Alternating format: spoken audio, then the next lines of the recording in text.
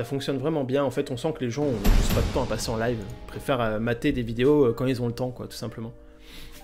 Et on joue contre Fafnir. Contre Fafnir et son deck Mouna. Là, le premier tour, ça va être Armurière, ça c'est sûr. Je pense j'ai arrêté les 3 petits cochons et l'élémentaire ici. Ah, c'est nous qui commençons, ça c'est quand même bien dommage. Donc du coup, là je split pour éviter de se manger une figue Yggdrasil, tout simplement.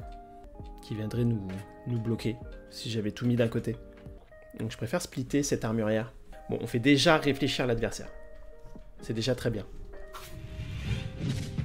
Ok.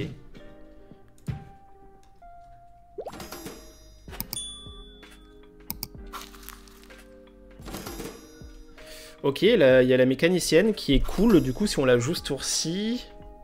Ah, puis on a une nouvelle armurière. Bon, là, clairement, c'est la décharge qui s'en va. Si on la joue ce tour-ci... Ok, ça nous fait piocher. Ça veut dire qu'au prochain tour, on pourra jouer la ruche d'escarabotte en défaussant la mécanicienne. Ça, c'est pas mal. On va se setup, là, les gars. On va se setup.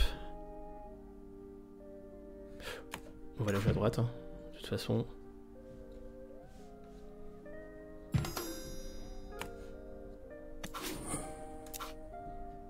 Et bien sûr, on vient prendre ce côté droit avec notre armurière de la fonderie qui était en réserve. Donc là, c'est cool. Là, c'est cool. On commence à bien setup.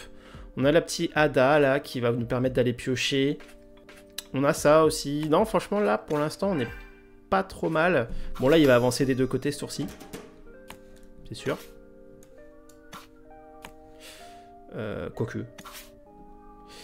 Quoique, en fait, on va jouer deux scarabottes qui seront des 3-3-3, donc potentiellement 6-6-6. J'aurais bien envie de rejouer en fait de chaque côté pour empêcher qu'une fille d'Yggdrasil vienne nous contrer, tout simplement. On n'est pas dégueu là. Hein. Au prochain tour, on aura up des scarabottes into Armurière de la fonderie. Donc là, on n'est pas dégueu. Le setup se met bien. Ok. Ok, ça on s'y attendait. Donc le hub qui va bien se mettre hein, au prochain tour, qui va faire proc Sierra, l'armurière qui va se mettre bien aussi, et puis ensuite on va essayer de snowball avec notre ruche et notre hub d'escarabotte. D'ailleurs, nouvelle carte Axiom révélée hier, avant-hier. Ça donne envie, hein. Nouvelle carte Axiom robot, donc qui se fait booster par la ruche rare, et qui a un effet vraiment cool. Pour le coup. Oh, mais les 3 petits cochons, mais tous les jours. Mais tous les jours. Tout cette décharge qui s'en va. Alors, on va le mettre de quel côté? Je pense qu'on va le mettre à droite pour l'instant. On va commencer par le hub. Ok.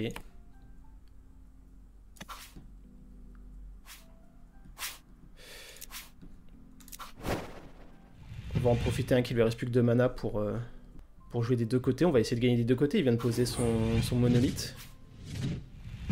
Ok, il a plus de mana, donc en fait on va garder notre armurière de la fonderie, on va juste venir placer notre Ada Lovelace, histoire de la faire proc au prochain tour.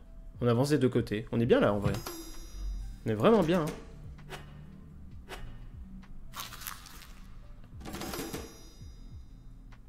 On va pas faire les gourmands, avec ce hub d'escarabotte. Par contre là...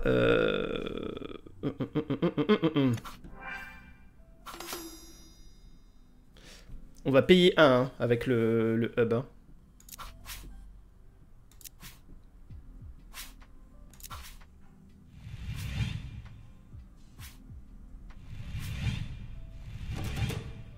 Est-ce qu'on viendrait pas placer les 3 petits cochons?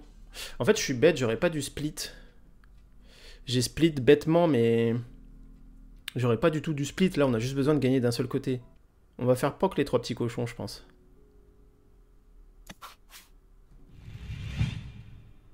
Parce qu'à la limite, on n'est pas encore obligé de jouer l'armurière de la fonderie.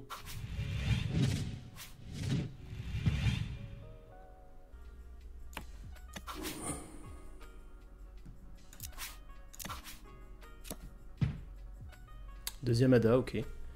Je joue la Ada à droite pour le forcer à jouer des deux côtés.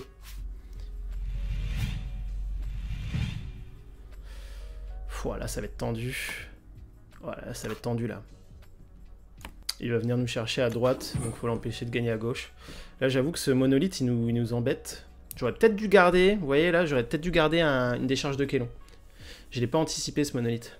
Mais j'ai mal joué dès le début en fait, j'aurais dû mettre mes scarabots du même côté. Ça pour le coup, c'est juste mal joué de ma part. Ok, sommeil réparateur sur Ada, pourquoi pas.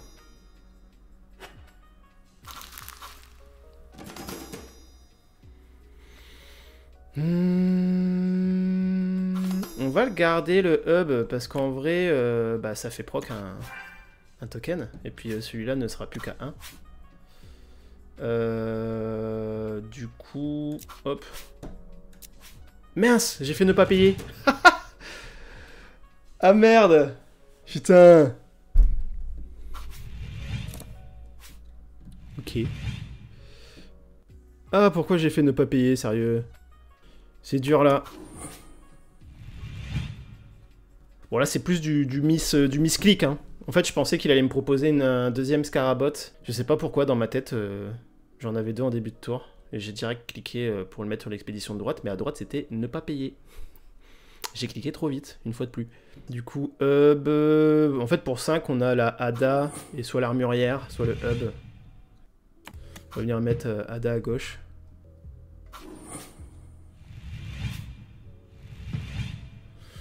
Est-ce qu'on se mettrait pas le hub? On se met le hub, du coup on fait proc un jeton ici, une 3-3-3, et on gagne.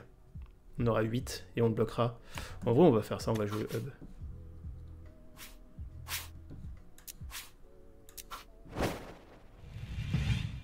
Voilà, là on est bien.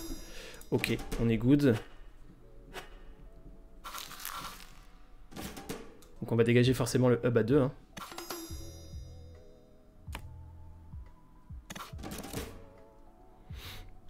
La mécanicienne de la fonderie qui ne nous sert plus à rien. On peut jouer toutes nos cartes. Ou alors, non, là en fait on va payer 1 pour ne pas jouer le récupérateur Axiom ce tour-ci. Au pire s'il nous sabote ça, mais je pense pas qu'il nous sabotera. Après ce qui peut se passer c'est que la Ada Lovelace on la joue, on met le Inari ici et on fait proc. Avec Inari, ça nous fait piocher et on fait proc la ruche des scarabots avec le Inari. Ça c'est faisable aussi hein. Où est-ce qu'on va jouer? Où est-ce qu'on va jouer Sachant qu'il a une fille Yggdrasil. J'aurais tendance à dire à gauche. Jouer à fond à gauche. Je sais pas si ça change vraiment quelque chose là, étant donné que bah, de toute façon on joue sur... vu les stats qu'on a, j'aurais tendance plutôt à dire à gauche. Vu que Ada a 1 de force. En plus, en terre. Ok. Ok.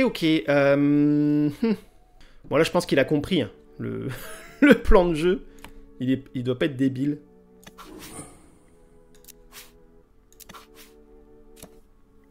Ok. Ça nous a rien apporté d'intéressant en vrai à mettre.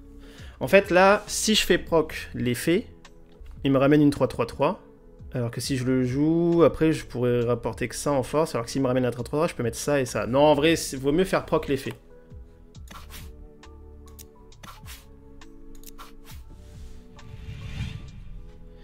Et est-ce que pour... Est-ce qu'on vient pas mettre ça là? Si, j'ai l'impression quand même. Ou alors on vient le mettre là pour l'emmerder? Allez, on va tenter de le mettre là pour dire bon gars, j'ai déjà là l'avance à gauche. Vas-y, viens à droite là. Il va falloir que tu gagnes des deux côtés pour m'empêcher. La Ada qui vient rajouter quand même de la consistance dans le deck parce qu'elle fait piocher. Et ça, c'est ce qui manquait, je pense, à ce deck, clairement. Là, pour 5, en gros, il a sa fille Yggdrasil qui sera une 6-6-4 s'il vient ici. Ça nous fait du 11, 10, 7. Et ensuite, il peut venir nous contrer aussi. Hein. En vrai, je pense qu'il faut qu'on joue l'armurière à droite et qu'on mette le token à gauche. Comme ça, on reprend le dessus sur les deux. Et même s'il fait sa fille Yggdrasil à gauche, il gagne toujours pas ici. Donc ensuite, la carte qui lui reste pour 2, bah, il peut pas jouer des deux côtés avec. Même si c'est 2, à la limite, il lui reste 2 vendangeurs du fuseau. Ou alors du sommeil réparateur, c'est tout ce que je vois. Ok, et la fille d'Yggdrasil, s'il la joue à gauche, il gagne pas. Il nous empêche, en tout cas, il nous empêche pas d'avancer. Ok, c'est GG. Bien joué à lui.